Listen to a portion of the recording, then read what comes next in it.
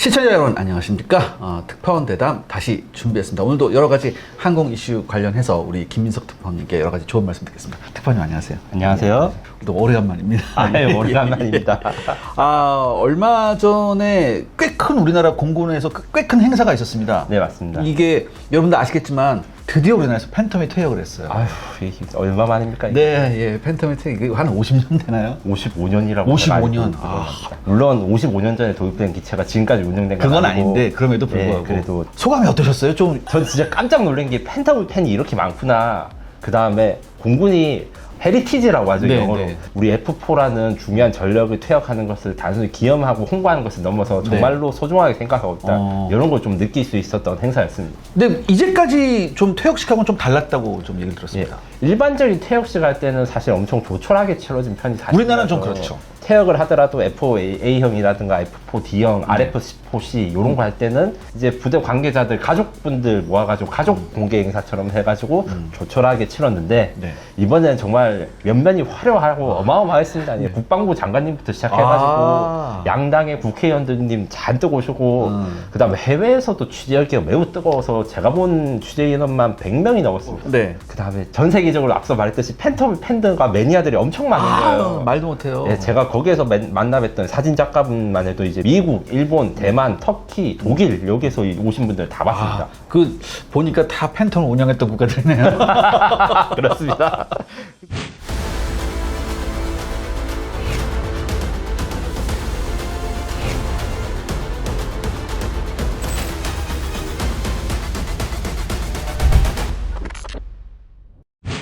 근데 이게 요번에 이제 퇴역하는 기체가 이제 보존되는 게 있나요? 공군에서 구체적으로 말씀은 안 했지만 이번 그 팬텀 퇴역이 워낙 이제 중요한 행사이고 많고 네. 이제 우리나라가 이제 미국처럼 치장 전력이나 이런 걸 전문적으로 하진 않지만 일부 분야는 이제 그 기체들은 공군 기지에서 치장자로 전환되고 네. 그 다음에 상태가 안 좋은 것부터 우리가 흔히 말하는 고속도로나 뭐 기존 공원에서 보였던 그런 게이트 가드라고 하죠. 예. 그런 걸로 이제 조금씩 해가 나갈 예정이라는 걸 들었습니다. 그러니까 일부에서 표적기로 쓴다 막 이런 얘기도 있었고 그래가지고. 그거 같은 경우에는 이제 미국이 QF 표라고 네. 해가지고 표적기를 운영하는데 미국은 QF-16도 있는 나라입니다. 우리 공군에서도 표적기 운영을 하는데 네. 이번에 이제 KF-21이 미티어 요격 시험이 이런 거 한 것처럼 네. 실제 비행기를 터트려 가가지고 하는 표적 실험이나 시기동을 하지 않고 전용 표적기를 사용합니다. 이 이유는 미국은 항공 공역이 넓고 안전항공이 많으니까 비행기가 터지고 이래도 뭐 사람이 안 다치만 우리는 바다에다 그래도 좀 문제가 생겨요. 네. 그다음 배가 있을 수도 있고 그렇죠. 그러니까 그래서 커다란 비행기를 실제로 격추시켜서 터트리고 이런 훈련은 지향하고 있지 않습니다. 일단 땅이 넓고 봐야 돼요. 그렇죠. 모든 게 다 중요합니다. 이게. 알겠습니다. 근데 이게 저는 우리나라가 마지막이 아닐까 생각했는데 아니더라고요. 아유, 그럼요. 아직도 지금 현역에 있는 나라가 또 있다면서요. 터키, 그리스, 이란 이렇게 세 나라가 남아 있고요. 아이란, 이란이 아직도. 예, 이 중 가장 먼저 퇴역한 나라가 그리스인데 네. 그 심지어 그리스 팬텀은 우리나라 팬텀이랑 좀 많이 달라요. 그렇군요. 그 독일 공군이 개량한 F4 업그레이드 했었죠, 예. IC 버전이라고 있는데 F18에 단 레이더를 달아가지고 암람 미사일 가지고 운용할 수 있어요. 어허. 그리고 폭탄도 이제 레이저 그 유도 폭탄 페이브웨이 4 이런 고성능 유도 폭탄과 그 라이트닝 타겟팅 포드라고 있잖아요. 네. 그 레이저 조준하고 이제 적을 지상 공격하고 이런 것까지 풀 업그레이드 한 건데 요게 이제 F-35를 도입하면서 F-35에 의해서 대체되고 내년 이후부터 도태될 예정이라서 우리 다음 타자입니다. 퇴역을. 근데 이게 지금 말씀하신 것처럼 이런저런 장비 달고 이런 거는 그만큼 팬텀의 하드웨어가 굉장히 우수하다는 거 아니에요? 팬텀이 워낙 컸으니까 그렇죠. 가능하다고 생각을 대형 하고요. 기체니까. 예, 실제로 개발되지 않았지만 여러 가지 버전도 있어서 엔진을 교체한 버전도 이스라엘에서 네, 뭐 네. 연구된 적이 있었고. 아니 근데 이스라엘 얘기가 나와서 그러는데 원래 전 그 팬텀의 개조하면 이스라엘로 알고 있었거든요. 네. 굉장히 잘하잖아요. 맞아요. 이스라엘도 팬텀 운영했었고 네. 어떤가요, 이스라엘은? 이스라엘은 사실 퇴역한 지 한참 한참 됐죠. 예. 다만 이스라엘이 팬텀 기술을 팬텀 업그레이드 기술을 전수받아가지고 운영 중인 나라가 바로 터키입니다. 그렇군요. 지금은 이스라엘이랑 터키가 사이가 그렇게 좋지는 않은데 네. 터키가 이슬람 국가 중에서 제일 이스라엘과 사이를 좋고 먼저 네네. 가까이 갔던 나라서 쿠르마스 2000이라는 이제 이스라엘 업그레이드 버전을 받아가지고 터키 이제 업그레이드를 실행했는데 그래서 우리 FA50에 들어간 그 엘타사의 ELM 2032 레이더를 F4에다 달고 그 다음에 여러 가지 전자전 장비나 이런 걸 달고 마지막으로 우리나라의 그 F4의 마지막 임무가 파바이 미사일을 다는 그렇죠, 거였는데 그렇죠. 그것도 이제 그건 이스라엘 미사일이잖아요. 네. 그것도 이 터키 F4에다가 인티그레이션 돼가지고 현재도 현역으로 다 운용되고 있다고 합니다. 단 요거는 암남은 없다. 암담은 없다. 이게 파바이 미사일 말씀하시니까 이런 생각나요. 우리 팬텀의 파바이 미사일 처음 들어왔을 때 우리나라에 드디어 우리가 평양을 원거리에서 미사일로 공격할 수 있다. 그런 예, 얘기가 맞습니다. 나왔었어요. 최초의 스탠드오프 미사일이라고 그렇죠. 하죠. 예. 사실 근데 터키는 얼마 전에 칸이 나왔잖아요. 네. 5세대 전투기. 네. 팬텀 퇴역하고 조금 이게 물리지 않나요? 예, 그래서 터키 사람들이 안타까워하는 부분 하나가 예. 칸의 개발이 늦어지니까 빠르면 2034년, 늦으면 2038년까지 F4를 운영해야 되는 운명이라 가지고 요것 때문에 좀 걱정이 많아요. 앞으로 10년 훌쩍 넘어가게 해야 되네요. 예, 그쵸. 그래서 물론 이제 예. 칸 전투기 말고도 터키 정부에서는 이제 F-35 수입이 아직도 안 되잖아요. 네. 그래서 유럽이랑 좀 가까이 가가지고 유럽 파이터를 좀 수입할 수 없냐 이런 상담을 진행을 하고 있는데 아직까지 구체화된 단계가 아니에요. 그리고 이제 쿠르드족 탄압이나 이런 이슈가 좀 있어가지고 아 이거 잘못하면 2038년까지 터키가 운용할 것 같아 이런 안 좋은 느낌이 듭니다. 터키보다 더 심한 데가 이제 이란이죠. 이란. 이란은 우리 특파님 아시겠죠? 이란은 예전에 친미 국가였잖아요. 네. 그렇기 때문에 팬텀뿐만 아니라 F-14도 있는 나라잖아요. 맞아요. 근데 이제 그 이슬람 혁명 이후에 79년 이슬람 혁명 이후에 이게 부품 수급이 딱 중단됐단 말이죠. 예. 그래서 제가 알기로는 굉장히 각고의 노력을 했다. 그래서 이란의 항공 정비 기술이 중동에서 굉장히 수준이 높다는 얘기를 들었어요. 예, 실제로 이란의 항공 기술 보면 자체 제트기는 없지만 F5 전투기를 개조한 개조인 전투기를 네. 보거나 온갖 마개조를 하는 걸로 유명을 하잖아요. 그렇죠, 그렇죠. 제가 요새 이제 취재를 위해서 오랜만에 이란에서 팬텀이 어떻게 운영되는가 확인을 해보니까 네. 뭐 저는 이거 정도만 알고 있었어요. 옛날에 그 스탠다드 미사일을 네. 함대공 미사일인데 네. 그거를 이제 공대공으로 개조해서 F4에 달았다. 요까지만 알고 있었다가 화더라는 이제 걔들도 이제 파바이, 걔들판 파바이가 아니고 화더라는 미사일인데 요게 뭐냐면 중국제 C-802 미사일을 이란이 이제 모방 생산을 했는데 C-801 그거 그 공대함 미사일인가요? 예, 원래는 함대함 미사일인데 함대함. 그거를 이제 개조를 해가지고 공대함으로 개조한 다음에 네. 그 F4를 스탠드오프 무기 네. 그 무기를 쏘는 우리나라 이제 파바이 쏘는 거랑 똑같은 개념 운용을 하는 걸 전시를 했고 그리고 정말 신기한 게 작년에 그 혁명수비대 사령관 제가 기억하기로는 돌아가셨을 때 네. 그때 이제 미국을 보복할 전력이 네. 많다 하면서 이것저것 보여주다가 아 미국한테 보복할 전력 중 하나로 팬텀을 보여줬는데 네. 그 지하기지에 가서 숨겨 있다가 이제 언제든지 공격할 수 있다 보여주면서 매버릭을 달고 있어요. 매버릭은 수출이 안 됐을 텐데? 그리고 2023년 사진을 제가 찾아서 보니까 매버릭을 달고 있더라고요. 이게 대체 어디서 구한 거죠? 카피한 건가? 수출이 됐다고 해도 이게 몇십 년 된 걸 그러니까요. 가지고 있다는 거는 아니 정말 그때 그 이란하고 뭐 사이 좋고 그랬을 때는 아직 매버릭이 안 간 걸로 내가 알고 있는데. 예, 저도 그렇게 알고 있었다가 아니 이 사람들은 대체 어디서 부품을 얻고 있냐 또 이게 이거 블랙마켓을 또. 이란 이라크 전쟁 때 또 공급받은 게 있고 예, 그리고 요것과 관련해 가지고 이제 한국도 관련이 있을 수도 있다라는 썰이 있으나 예. 요건 좀 진지하게 제가 찾아봤는데 그 증거는 없습니다. 알겠습니다. 예, 예.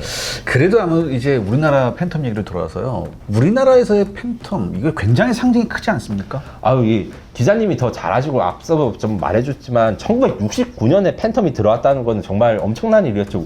우리나라보다 팬텀을 먼저 구매한 나라가 영국, 이란, 미국 이렇게 세 나라에다가 한국이 네 번째였는데 미국은 그렇다 치고 영국 그때 당시에도 식민지 거의 있었을 때였고 물론 이제 좀 안 좋아지긴 했지만 항공모함도 있었잖아요. 정규 그렇죠. 항공모함. 그렇죠. 그다음에 이란도 이제 미국의 최중요 우방이자 GDP나 이런 것들이 잘 생각해 보면 영국이랑 이란이랑 대한민국이랑 비교가 안 될 수준이었습니다. 예. 그때 아마 저희 아버지가 그러는데 짜장면이 100원도 안 됐을 거예요. 150원 막 그럴 예, 때요. 그럴 거죠. 예.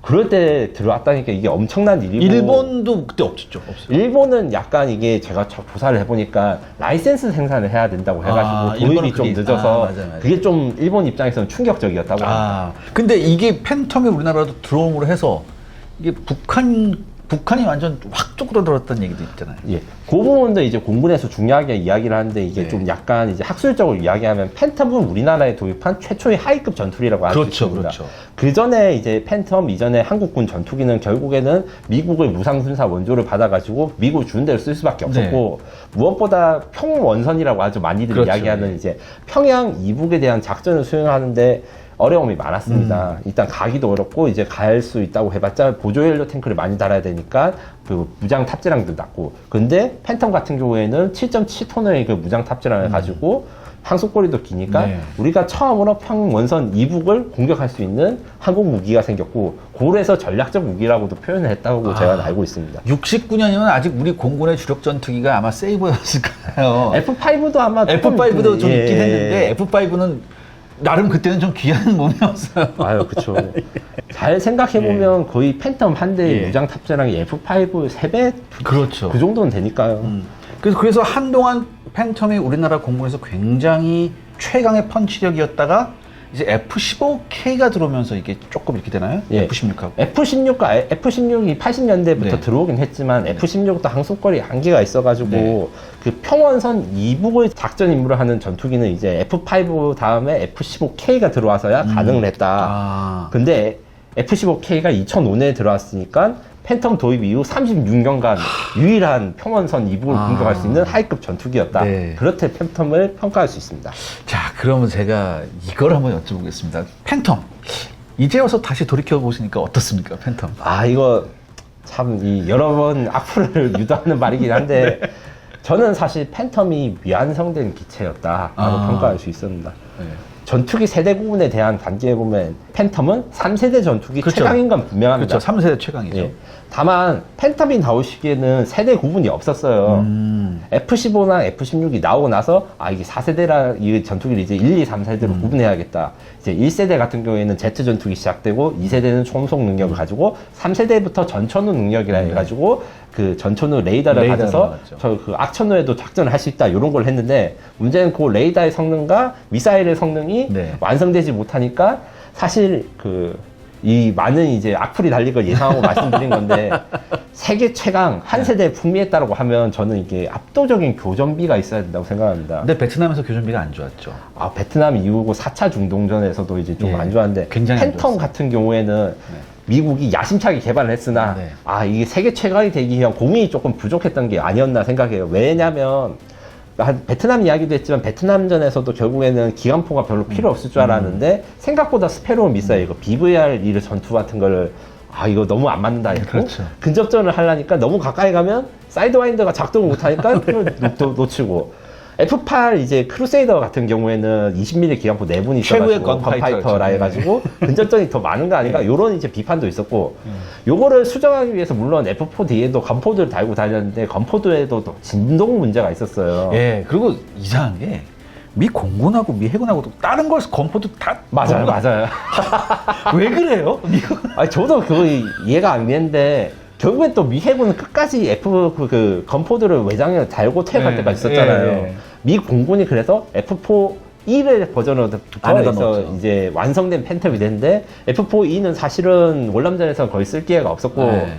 4차 중동전에서 제가 확인해 보니까 공중전보다는 그때 또 지상 공격 능력 그렇죠. 이런 거 좀 했다가 이제 좀 많은 피해를 받고 그러니까 이제 샘이라고 하죠. 그 시리아군이라든가 중동전쟁에서 그 지대공 미사일을 뭐 피해를 좀 받았다. SA5, 아, SA7 그쵸. 이거 막 날라가고. 예. 그런데 요런 반경 이런 이제 문제점에 대한 무구를 완전히 보완해서 내놓은 게 F-15랑 F-16이고 F-15랑 F-16의 그 현재까지 실전 교전비가 압도적이잖아요. 네. 레바논 전투 그렇죠. 전쟁부터 시작해가지고 이라크 전쟁에서도 거의 적기를 한 대도 격추당하지 않고 일방적으로 학살을 한 이 30년의 역사를 보면 아 이거 3세대 전투기 팬텀은 위대한 전투기 5,000대를 상징했지만 아 이 역시 역사상 최강의 전투기는 F-15가 아니었나 그냥 제가 약간 불안합니다. 아 이거 너무 억울한 부분인데 근데 이게 과정상에서 미국이 이제 팬텀을 만들면서 다목적 전투기를 알게 된 거 그 다음에 그 이전에 그 백화점식이라고 하죠. 별별 F100 시리즈들을 많았잖아요. 그러니까 팬텀이 나오니까 이른바 그때부터 전폭기란 얘기가 나왔어요, 우리나라에서. 예, F100, F101부터 시작해가지고 뭐 잘 부두, 뭐 델타, 델타, 뭐, 예. 다 개념이 제대로 정립이 안 되는 거를 최초로 정립한 게 팬텀. 그리고 팬텀이 있었기 때문에 네. F15와 F16을 개념이 있었다. 요렇게 정리를 할 수 있을 것 같습니다. 그렇습니다. 시청자 여러분들의 구독과 좋아요는 영상 제작에 정말 큰 도움이 됩니다. 여러분들 부탁드리겠습니다. 구독과 좋아요. 자, 그럼 여기까지는 이제 재미있게 우리가 팬텀 얘기를 했는데, 팬텀이 퇴역하고 나서부터는 굉장히 우리가 현실적인 문제를 맞닥뜨릴 수밖에 없습니다. 맞습니다. 도대체 이 팬텀을 뭘로 대체해야 되는가? 답은 뻔한데 이거 어떻게 되는 거죠? 일단 KF21이 이제 2028년부터 이제 네. 배치가 되는 것도 있는데, 네. 그리고 F35도 20대 추가되기까지 있습니다. 네. 그 이후에 2040년대의 전투기 전력을 어떻게 구성할지에 대해서는 아직 고민이 좀 많은 것으로 알려졌습니다. 그렇군요. 예.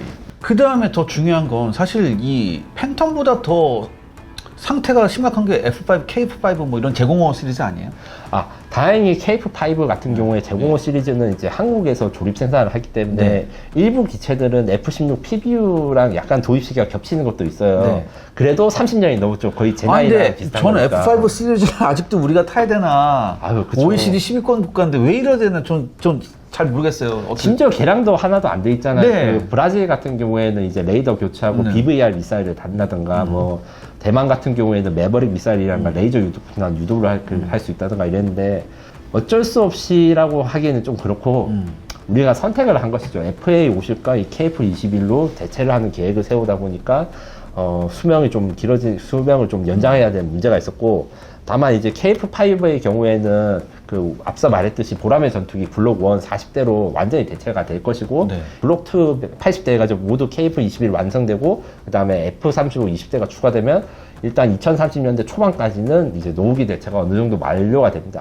다만 이제 문제는 F16 PBU가 있는데요. 이거 우리 F16 같은 경우에 이제 뭐 4.5세대로 A사 레이더로 다 업그레이드가 거의 완료가 됐다고 지금. 근데 KF16이 이제 A사 레이더를 달았고, 네. F16 PBU 아, 얘 같은 처음에 들어왔던 거는 거. 아. 86년에 처음 들어와가지고 그렇죠. 개량은 한번 하긴 해서 암남 원래 운용 능력이 없었다고 암남 운용 능력이 가지고 네. 뭐 타겟팅 보드도 하고 했는데, 이거는 또 A사 레이더는 안 달았어요. 아, 예.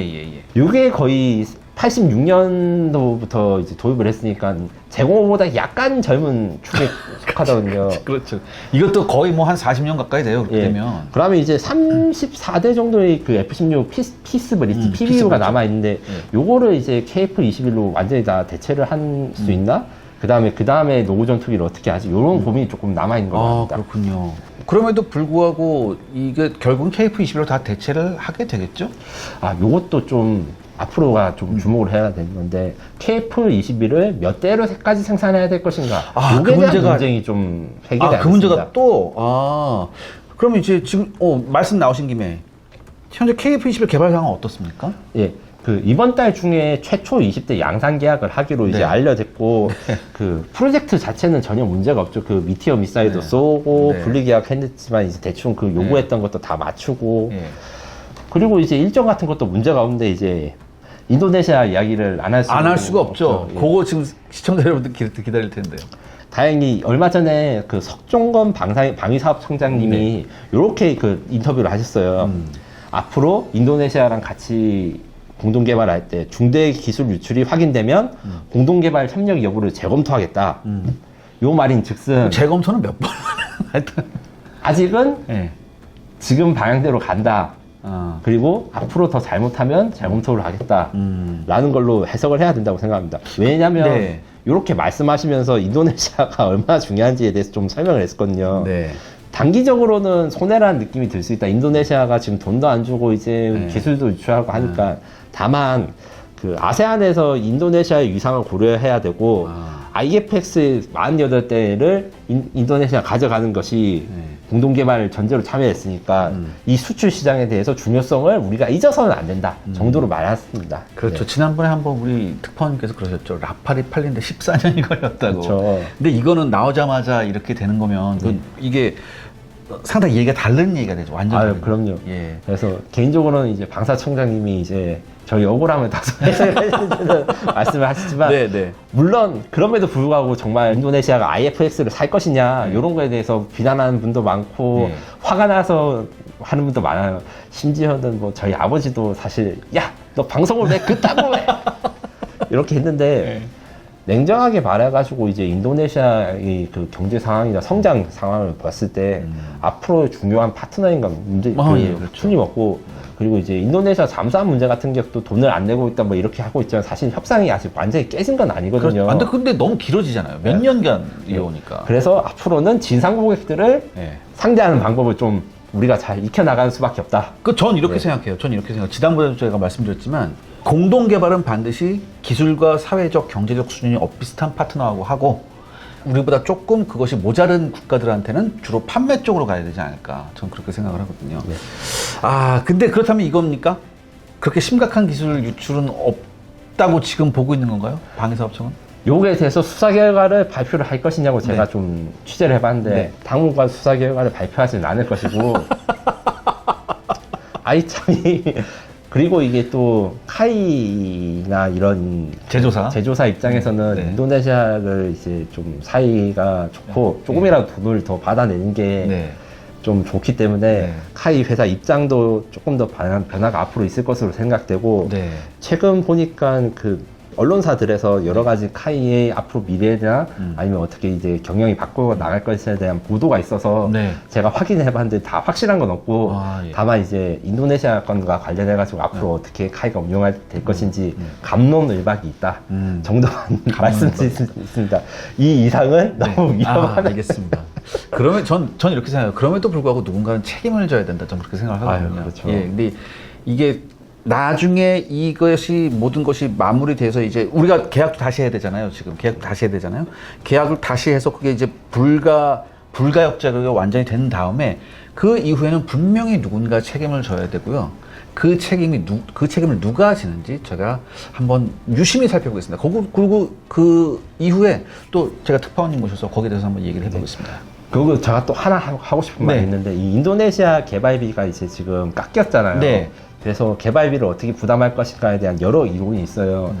카이가 일단 좀 부담해야 된다는 것도 있고 카이 외에 다른 회사들한테도 개발비 추가 부담이 필요한 거 아니냐 이런 것도 있는데 저는 이제 심정적으로는 이해가 가나 이런 이제 희생을 한 회사들한테는 사실 우리나라가 공산주의가 아니잖아요. 그렇죠. 자본주의인데 당연하죠. 아무리 정부 R&D 투자를 해도 다만 우리가 전략적인 사업이고 우리나라 대한민국 운명을 가진 그 겨울 산업이 KF21이기 때문에 네. 저의 생각에는 기업들이 이 보람의 개발 사업에 대해서 보여준 희생 정신 이런 것은 사실 반드시 보답받아야 되고 그럼요, 당연하죠. 보상해야 되는데 요거에 대해서도 저는 잘 지켜보고 감시를 해놔야 된다 생각합니다. 알겠습니다. 자, 오늘 우리 김인석 특파원님 모시고 팬텀 퇴역식 그다음에 도대체 이 공백을 어떻게 메워야 되느냐 여기서 얘기하면서 또 그 망할 놈의 인도네시아 얘기를 했습니다. 오늘 정말 좋은 말씀 감사드리고 다음 시간에 또 재밌는 거 가지고 나오셨다고. 그렇습니다. 감사합니다. 감사합니다. 자, 오늘 여기까지 하겠습니다. 감사합니다.